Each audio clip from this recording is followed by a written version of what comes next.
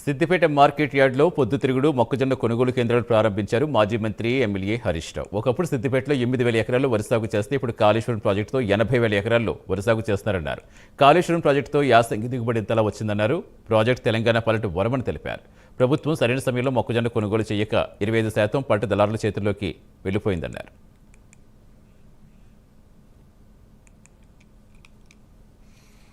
అసెంబ్లీలో మొక్కల కొనుగోలు కేంద్రాలు వెంటనే ప్రారంభించాలని మేము చేసిన ఒత్తిడితో ఈరోజు రాష్ట్ర వ్యాప్తంగా మొక్కల కొనుగోలు కేంద్రాలు ప్రారంభం చేసుకోవడం జరుగుతూ ఉంది. ముఖ్యంగా రాష్ట్రంలో దాదాపు 10 లక్షల ఎకరాల్లో మొక్కజొన్న సాగు చేసుకుంటూ ఉన్నారు. నిన్నటిదాకా మార్కెట్లో రైతులకు 1,700 రూపాయలు కూడా ఒక క్వింటాల్కు రానటువంటి పరిస్థితి ఉంది. రైతులు బాగా నష్టపోతూ ఉన్నారు. 2,400 మద్దతు ధర ఉంటే 16,000-1700కే మొక్కలు అమ్ముకుంటూ ఉన్నారు. ఈ పరిస్థితుల్లో రైతులు నష్టపోవద్దు, వెంటనే కొనుగోలు కేంద్రాలు స్టార్ట్ చేయాలని మొన్న అసెంబ్లీలో గట్టిగా ఒత్తిడి చేయడం జరిగింది. ప్రభుత్వం దిగొచ్చి ఇలా రాష్ట్ర వ్యాప్తంగా కొనుగోలు కేంద్రాలు చేయడం జరిగింది. అయితే ఇప్పటికే కొంత ఒక 20-25% మొక్కలు వెళ్ళిపోయినాయి, దళారుల చేతిలోకి వెళ్ళిపోయినాయి.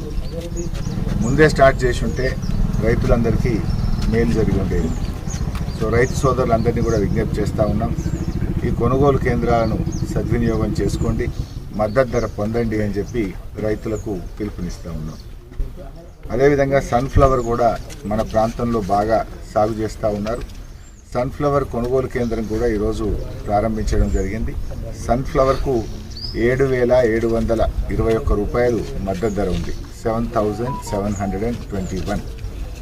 సన్ఫ్లవర్ రైతులు కూడా మరి ఈ కొనుగోలు కేంద్రాలు సద్వినియోగం చేసుకొని మంచి ఆదాయాన్ని పొందాలని చెప్పి కూడా రైతులకు పిలుపునిస్తూ ఉన్నాం. సన్ఫ్లవర్ షార్ట్ క్రాపు, అధిక ఆదాయం వస్తుంది, మంచి మేలు జరుగుతూ ఉంది, మంచి దిగుబడి కూడా వస్తూ ఉంది మన ప్రాంతంలో. ఇంకా ఎక్కువ సాగు చేయండి రాబోయే రోజుల్లో.